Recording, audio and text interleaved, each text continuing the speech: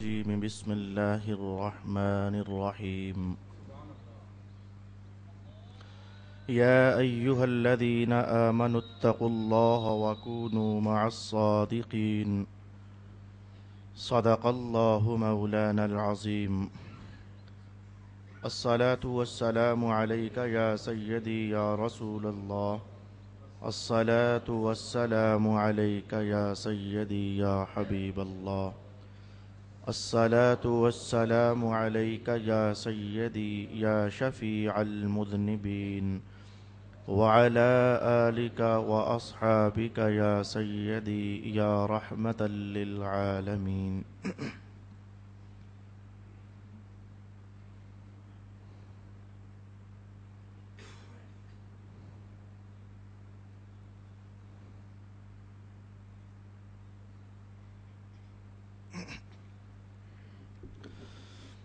اے ایمان والو، اللہ سے ڈرتے رہو اور سچوں کے ساتھ رہو۔ صدق اللہ مولانا العظیم۔ برادران دین و ملت، آج کی تلاوت کردہ آیہ کریمہ، اس پر ائمہ تفسیر نے 4 طریقوں سے بحث فرمائی ہے، اور ان 4 طریقوں میں سے ایک معنی سب سے زیادہ معروف ہو گیا، اور وہ معنی اولیاء کرام، نیک لوگ، اللہ کے برگزیدہ بندے، اور کلام بس یوں کیا جاتا ہے کہ اے ایمان والو تقوی اختیار کرو اور اللہ کے نیک بندوں کی معیت میں رہو۔ میں انشاءاللہ العزیز اس پر بھی کلام کروں گا، لیکن میں کہنا چاہتا ہوں کہ اس آیہ کریمہ میں مسلمانوں کی عمومی زندگی پر بھی اللہ تعالی نے ایک رحمت کی چھاپ کا اظہار ارشاد فرمایا ہے، اور یہ کہنا کہ اے ایمان والو تقوی اختیار کرو اور صادقین کے ساتھ ہو جاؤ۔ یہ صادقین کا سادہ سا معنی اور فوراً ذہن میں آ جانے والا مفہوم، وہ تو سچ ہے، جو سچ بولنے والے ہیں ان کی معیت میں رہو، سچے لوگوں کو اپنا دوست بناؤ، سچے لوگوں کے ساتھ اٹھن بیٹھک کرو، سچے لوگ تمہارے ہم جولی، ہم مشرب، ہم مجلس، ہم پیالہ اور ہم نوالہ ہونے چاہیے۔ تو میں اول تو یہ عنوان آپ کی خدمت میں عرض کروں گا کہ ہمارے مذہب میں سچ کی کیا اہمیت ہے اور صدق کی کیا اہمیت ہے، کیونکہ اس آیت کا جو معنی نمبر 2 ہے، تفسیر نمبر 2، کہ اولیاء کے ساتھ رہو، اللہ کے برگزیدہ بندوں کی معیت میں رہنا سیکھو، اس پر تو ہزاروں بار کلام ہم سماعت کر چکے ہیں، لیکن پھر بھی میں کچھ ٹچ ضرور تفسیر نمبر 2 کو بھی دینا چاہوں گا، اور پھر ہماری آیت اس کے ساتھ ہی اختتام پذیر ہو جائے گی۔ اگر آپ آیات کا تسلسل دیکھیں اور اس آیت کا گزشتہ آیات کے ساتھ چلاؤ دیکھیں، تو میں کہوں گا کہ عنوان میں تو مسلسل ایمان والے اور منافق ان کا ذکر چلتا آ رہا ہے، اور کئی آیات سے اور کئی رکوعوں سے یہ ذکر ساتھ ساتھ چل رہا ہے کہ ایک طرف رسول پاک علیہ الصلاۃ والسلام کے سامنے گھٹنے ٹیکنے والے ابو بکر صدیق تھے، حضرت عمر تھے، عثمان ابن عفان تھے، علی المرتضیٰ تھے، امام حسن مجتبیٰ تھے، بلال حبشی تھے، ابو سعید خدری تھے، سلمان فارسی تھے، وغیرہ وغیرہ۔ تو یہ اسی مجلس میں ہمیں یہ بھی تو نظر آ رہا ہے عبداللہ بن ابی منافق بھی بیٹھا ہوا ہے، اور منافقین کی آوازوں میں آوازیں ملانے والے، ان کی ہاں میں ہاں کہنے والے بھی تو رسول اکرم علیہ الصلاۃ والسلام کے سامنے بیٹھے ہوئے ہیں۔ وہ بھی رسول پاک علیہ الصلاۃ والسلام پر دل و جان سے نثار ہونے کی بات کرتے ہیں صحابہ، اور یہ منافقین بھی تو وہ اپنی زبان پر کم از کم جملہ تو لا ہی رہے ہیں کہ ہم آپ کے غلام ہیں میرے آقا یا رسول اللہ، ہم تو فدائی ہیں، ہم تو جان نثار ہیں،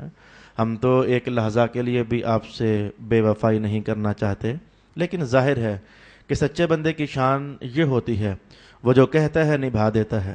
اور منافق بندے کی شان یہ ہوتی ہے وہ کہنے میں بڑا تیز ہوتا ہے لیکن نبھانے میں وہ بڑا سست ہوتا ہے۔ میں کہوں گا کہ ہر دور میں یہ کہانی دیکھی جا سکتی ہے، یہ ساتھ چلنے والے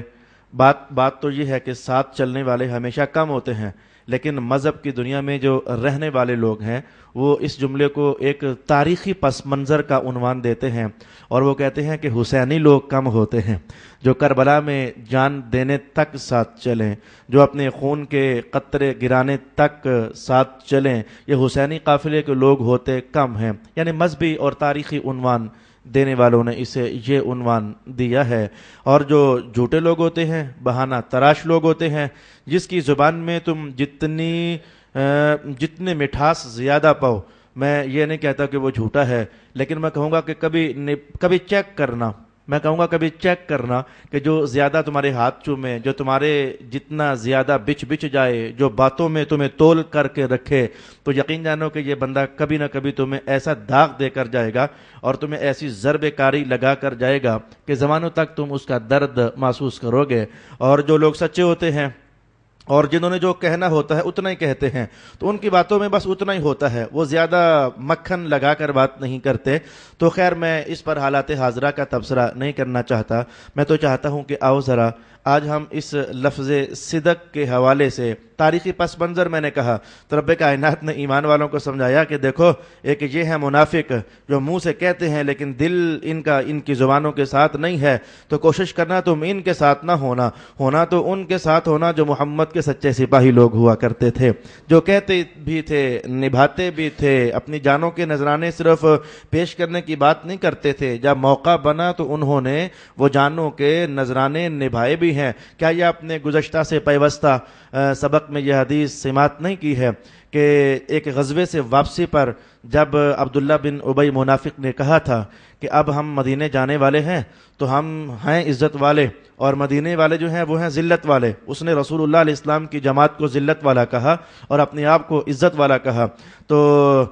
جو عزت والے ہیں وہ ذلت والوں کو نکال دیں گے، یہ جملہ اس نے بولا تھا۔ اور یہ دیکھو، یہ کہنے کو تو نام کا تو مسلمان بنا ہوا تھا لیکن دل میں ابھی تک بغض کی آگ لگی ہوئی ہے، تو اس نے یہ غلیظ ترین جملہ بولا، تو یہ قرآن حکیم نے اس کے جملے کو نقل کیا۔ وہ کہہ رہا تھا لا یخرجن الاعز منها الاذل، کہ عزت والے ان قریب ذلت والوں کو نکال دیں گے، لیکن اسی گھرانے میں دیکھو یار یہ کتنا نور کا چراغ جگمگا رہا ہے۔ میرے مراد ہے عبداللہ بن ابی منافق کا بیٹا حضور کی خدمت میں آیا، مسلمان ہوا، کہا حضور غلام ہوں، تو پھر انہوں نے ثابت کر کے بتا دیا کہ واقعی غلام ہیں۔ تو غزوے سے واپس جب مدینے کا دروازہ شہر کا آیا تو آپ یعنی عبداللہ بن ابی منافق کا بیٹا صحابی رسول دروازے پر کھڑے ہو گئے اور تلوار نکال لی۔ لوگ مدینہ میں داخل ہو رہے تھے، جب باپ داخل ہونے لگا تو تلوار آگے کر دی، کہا خبردار اے ابا تو مدینہ میں داخل نہیں ہو سکتا، تو نے کہا ہے نا کہ محمد ذلت والا ہے، ہم عزت والے ہیں، تو بول کہ تو ذلت والا ہے، محمد تو عزت والے ہیں، اگر نہیں بولے گا میں مدینہ میں داخل نہیں ہونے دوں گا۔ تو اس کے باپ کو پھر کہنا پڑا نا کہ ہاں جی غلطی ہو گئی، میں ہی ذلت والا ہوں، محمد تو ہمیشہ سے عزت والا ہے۔ یہ ہے سچے لوگ جنہوں نے کہا اور نبھا کر کے تو بتا دیا۔ اس آیت پر رنگ برنگے انداز سے کلام ہو سکتا ہے اور میں چاہوں گا کہ رنگ برنگے انداز سے کلام کروں، لیکن آج میں جو حدیث رسالت میں آپ کی روشنی آپ کے لیے لے کر آیا ہوں، میں کہنے والا ہوں کہ یہ سچ میں بڑا کمال ہے، سچ میں بڑی نجات ہے، سچ میں بڑی فلاح ہے اور سچ میں بڑی کامیابی ہے، اور سچ میں منزل بندے کی کتنی زیادہ قریب ہو جاتی ہے۔ ایک صاحب رسول اکرم صلی اللہ علیہ وآلہ وسلم کی خدمت میں حاضر ہوئے اور اس روایت کو آپ پڑھنا چاہو تو تفسیر کبیر میں حضرت امام فخر الدین رازی رحمۃ اللہ علیہ نے نقل فرمایا۔ وہ آئے اور آ کر کہنے لگے کہ اے محمد میں مسلمان ہونا چاہتا ہوں لیکن بات ہے کہ میری کچھ مجبوریاں ہیں۔ حضور نے پوچھا کیا تیری مجبوریاں ہیں؟ وہ کہنے لگا ایک بات تو یہ کہ مجھے عورتیں بڑی اچھی لگتی ہیں، میں تو ان کے ساتھ بستر گرم رکھنا چاہتا ہوں، زنا کرنا چاہتا ہوں، مجھے رک نہیں پائے گا، اور دوسری بات یہ کہ شراب کا بھی مجھے بہت بڑا چسکا ہے، تو یہ شراب والا معاملہ بھی مجھ سے چھوٹ نہیں پائے گا، اور تیسری بات ہے کہ مجھے اوروں کے پیسے چھیننے میں بڑا مزہ آتا ہے، میں چور ہوں اور چوری سے میں رک نہیں سکتا ہوں، اور ایک چوتھی بات بھی ہے کہ میں تو جھوٹ بولنے کو بڑا پسند کرتا ہوں، جب تک باتوں میں جھوٹ نہ لاؤں تو مجھے اچھا ہی نہیں لگتا ہے۔ اب آپ بتائیں اگر تو آپ کوئی گنجائش پاتے ہو کہ میں اسلام میں داخل ہو جاؤں اور میرے لیے ان 4 باتوں کی رخصت باقی رہے تو میں اسلام قبول کر لیتا ہوں، اور اگر آپ کہتے ہیں کہ نہیں بھائی اسلام میں تو رخصت نہیں ہے تو میں پھر چلیں فی الحال اسلام قبول نہیں کرتا، تو اس نے آ کر یہ 4 اپنے جرم گنے۔ اس نے کہا میں زنا پسند کرتا ہوں، میں چوری سے رک ہی نہیں سکتا ہوں، شراب پینا تو میری عادت ہے،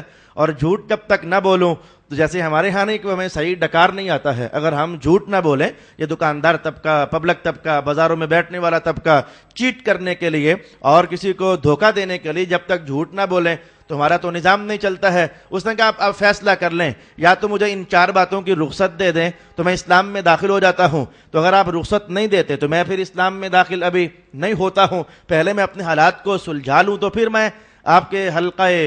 اسلام میں داخل ہو جاؤں۔ رسول اللہ علیہ السلام کی کمال بصیرت، اللہ اکبر، رسول اللہ علیہ السلام نے اس بندے کی نبض پر جیسے ہاتھ رکھا نا اور کہا یہ بندہ جو آ کر کے اتنا کہہ رہا ہے، مجھے جملہ یاد پڑتا ہے اپنے استاد گرامی حضرت علامہ سید ریاض حسین شاہ صاحب کا۔ ایک موقع پر کسی مسجد میں، ایک مسجد بنی تھی راولپنڈی میں نئی، تو مجھ سے فرمانے لگے کہ آپ نے وہاں جمعہ پڑھانا ہے لیکن ارد گرد میں بدماشی بہت ہے،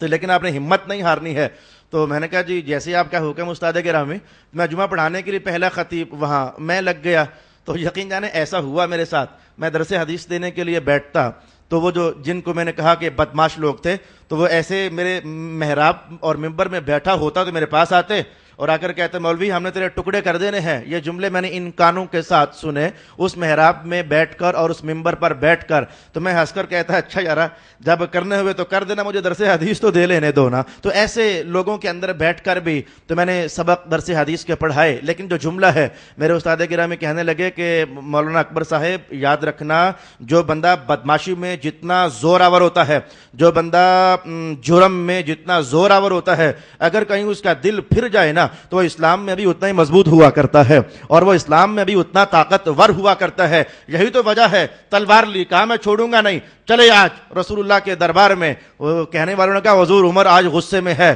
تلوار لہرا رہا ہے، فرمایا آنے دو۔ آج ابو بکر نے اسلام کی روشنی سے اسے اندر سے بھڑکا دیا ہے، آج اسے آنے دو، یہ بھڑک اٹھا ہے نا، بھڑکتے ہوئے کو سنبھالنا یہ نبی کی نظر کا کام ہوتا ہے، آنے دو۔ میاں اسلام قبول ہوا، پھر یہ وہی عمر تھے جو کل تک مصطفیٰ جان رحمت کے خلاف تلوار لہرا رہے تھے، اور آج یہ کیا ہوا؟ منافق آنکھ کا اشارہ بھی کرے تو ہاتھ وہ فوراً تلوار پر لپک جائے، منافق کوئی گندا بولے تو فوراً حضور سے اجازت طلب کرنے لگ جائیں، حضور اجازت ہو جائے تو میں اسے بتا نہ دوں کہ یہ بات ہے کیسے؟ تو محسوس کیا آپ نے یہی تو وجہ تھی کہ مکہ کی سوسائٹی میں رب کائنات نے حضور کو ادھر مبعوث کیا، فرمایا ان میں جا کر کام کرو، اے اللہ جن میں تو بھیج رہا ہے تو نے کہا تو یہ ہے سواء علیہم انذرتہم ام لم تنذرہم، آپ انہیں ڈراؤ یا نہ ڈراؤ یہ ماننے والے تو نہیں ہیں۔ اے مولا اتنے غٹ کافر ہیں، تو جانتا ہے ان کو، یہ ماننے والے نہیں ہیں اور مجھے بھیج بھی انہی میں رہا ہے اور انہی میں اسلام کی آواز اٹھانے کا حکم ارشاد کر رہا ہے۔ یہ تاریخی وہ حقائق ہیں اور یہ وہ تاریخی پس منظر ہیں جو ہمیں یہ نتیجہ دیتے ہیں کہ جو شخص اس بدماشی میں، کفر میں، جرم کی دنیا میں جتنا سخت ہوتا ہے، اگر اس کا دل کہیں ایک بار پھر گیا نا تو مذہب میں بھی وہ اتنا ہارڈ ہوتا ہے، وہ اتنا مضبوط ہوتا ہے، وہ اتنا جری ہوتا ہے، وہ اتنا ہی شجاع ہوتا ہے اور وہ اتنا ہی جان نثاری کے جذبے اپنے اندر سنبھالنے والا ہوتا ہے۔ تو مصطفیٰ جان رحمت سمجھ گئے یہ جو آنے والا ہے، یہ جو آ کر صاف صاف کہہ رہا ہے نا میں چوری بھی کروں گا، میں زنا بھی کروں گا، میں شراب بھی پیوں گا اور میں جھوٹ بھی بولوں گا، یہ بندہ اپنے جرموں میں ہے بڑا پکا، تو اسے اب ہاتھ سے جانے نہیں دینا چاہیے اور اسے یہ نہیں کہنا چاہیے کہ تو جا پہلے اصلاح کر کے آ تو پھر اسلام میں داخل ہو جانا۔ مصطفیٰ جان رحمت نے میں کہوں گا اخلاقی ضرب کاری اس پر لگائی نا، تو کہا اچھا ایسا کر ان 4 میں سے ایک جرم چھوڑ دے۔ رسول اللہ علیہ السلام نے کہا ان 4 میں سے ایک جرم چھوڑ دے. اب حضور نے نہ تو یہ کہا سارے چھوڑ دے اور نہ ہی یہ کہا کہ میں تجھے اسلام میں داخل نہیں کرتا, تو چاروں جرم چھوڑ کے آ. اس نے کہا, حضور نے فرمایا تو 4 میں سے ایک چھوڑ دے. اس نے کہا جی کیا چھوڑ دوں؟ مصطفیٰ جان رحمت نے فرمایا بس جھوٹ نہ بولنا. بس اتنا کہا کہ جھوٹ نہ بولنا اور اسلام میں داخل ہو جا. بھئی اللہ کا کرنا ایسا ہوا, اس صاحب نے تو یہ سمجھا کہ باقی 3 کی رخصت ملی ہے, لیکن اسے کیا معلوم کہ مصطفیٰ جان رحمت اندر سے جیت چکے ہیں, اسے لے چکے ہیں, اس کا دل اپنے قبضے میں کر چکے ہیں, اس کے ذہن پر قبضہ جما چکے ہیں. اس نے جلدی سے اسلام قبول کیا. اس کا تو خیال یہ تھا کہ عورتوں کی اجازت, شراب کی اجازت, چوری کی اجازت. حضور نے کہا بس جھوٹ نہ بولنا. اچھا جناب محترم, اس نے اسلام قبول کیا اور پھر واپس چلا گیا. پھر دن گزرے تو یہ دیکھو آج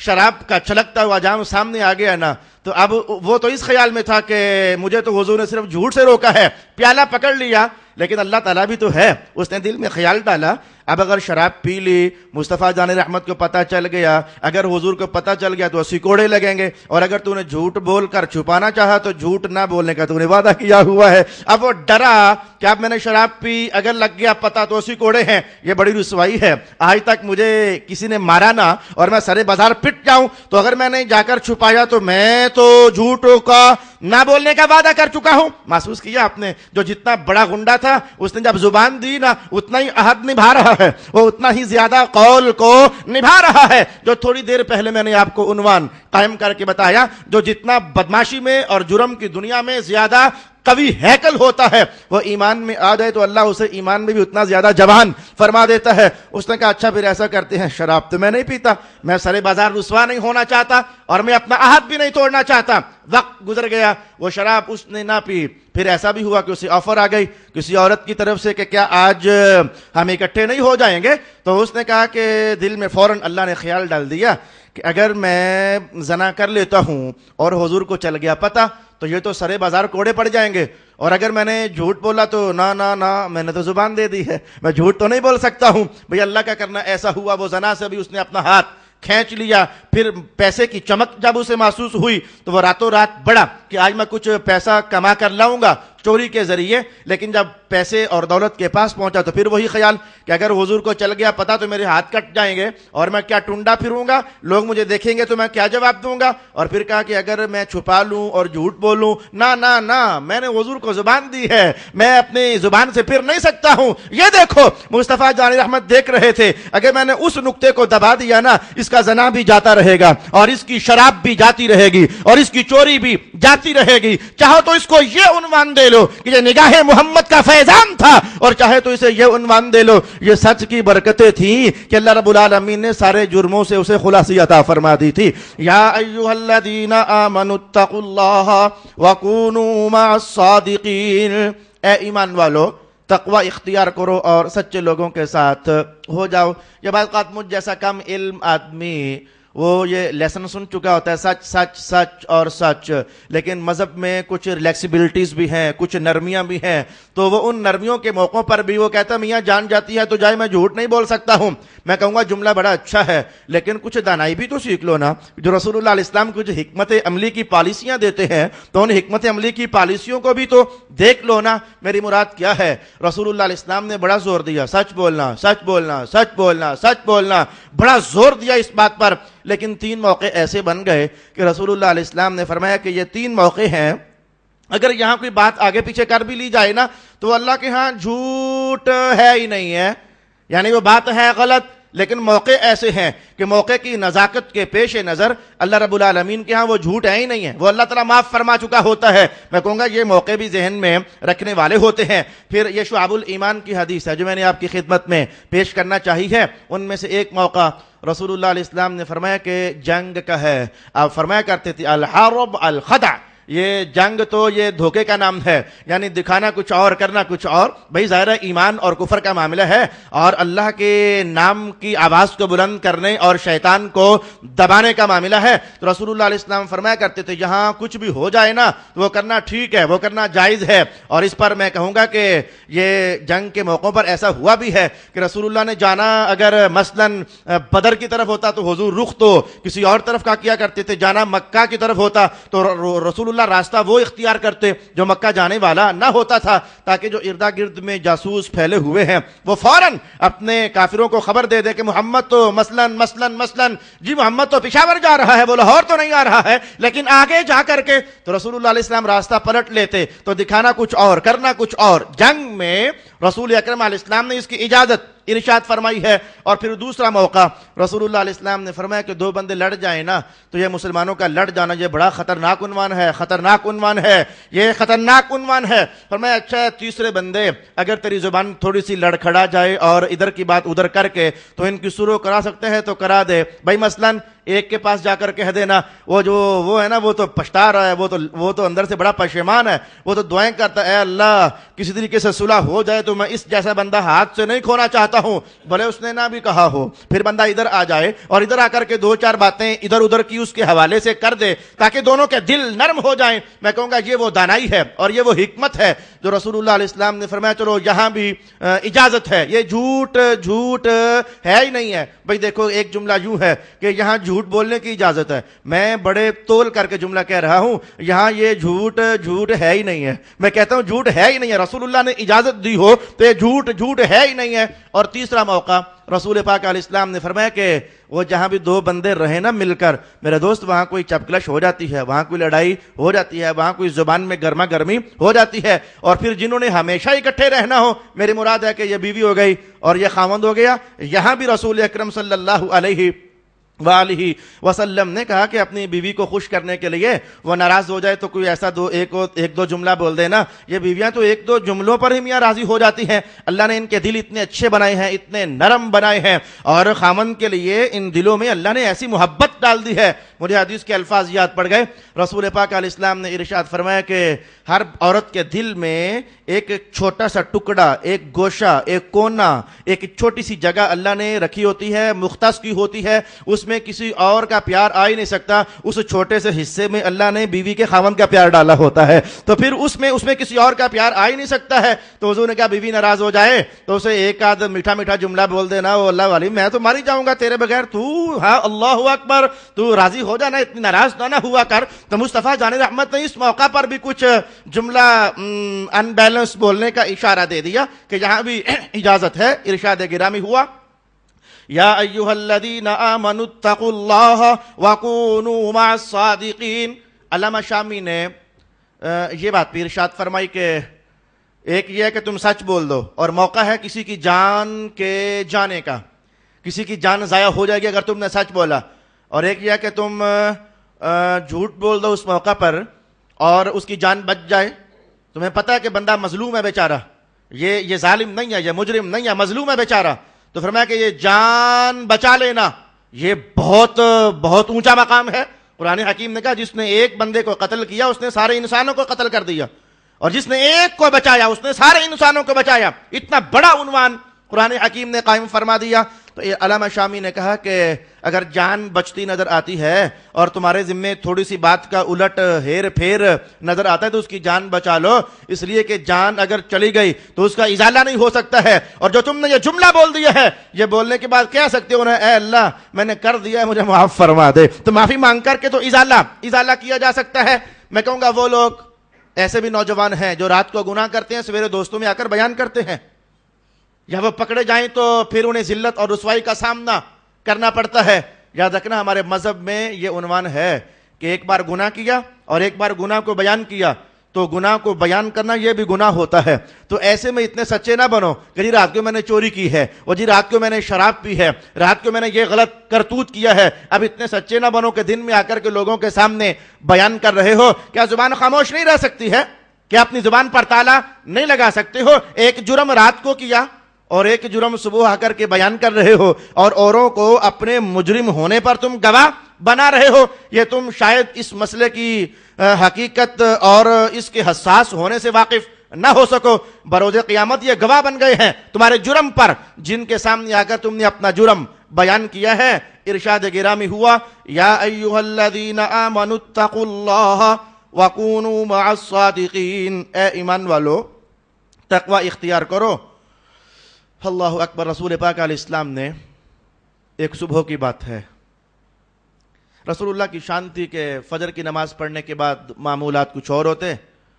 عصر کی نماز کے بعد کچھ معمولات اور ہوتے، ظہر کی نماز کے بعد معمولات کچھ اور ہوتے، عشاء کی نماز کے بعد حضور کی معمولات کچھ اور ہوتے، کبھی وفدوں کو ملاقات کا ٹائم دینا، کبھی بیماروں کی بیمار پرسی کرنا، جنازوں میں شریک ہو جانا، پھر میلو ٹھیلوں میں جانا۔ رسول اللہ کی زندگی کا ایک ایک منٹ تلا ہوا تھا اور صحیح مصرف میں استعمال ہو رہا تھا۔ تو فجر کی نماز ہوتی تو حضور رحمت عالم اللہ کے ذکر میں ادھر ہی بیٹھ جاتے مصلی مبارک پر، اور حضرت ابو بکر اور عمر کہتے ہیں کہ ہم سب صحابہ حضور کے سامنے بیٹھ جاتے اور اپنی باتیں کرتے، وہ زمانہ جاہلیت کی، وہ دیکھ یار ہم یہ ہوتے تھے تو یہ تو سرکار کا کرم ہے کہ آج ہم یہ ہو چکے ہیں۔ ہم اپنی پرانی باتیں یاد کرتے تو پرانی باتیں یاد کرنے میں جو بات ذرا مسکرا دینے والی ہوتی تو حضور سنتے تو سن کر کے مسکرا جاتے، اچھا تم وہ لوگ ہو، دیکھو اللہ نے کتنا کرم کر دیا، تمہیں وہاں سے بدلا کر کے تو آج تمہیں زمانے کا امام بنا دیا۔ پھر کبھی ایسا ہوتا کہ حضور آج خاموش نہ ہوتے تو پوچھتے کہ بھائی کوئی خواب پوچھنا ہے تو پوچھ لو،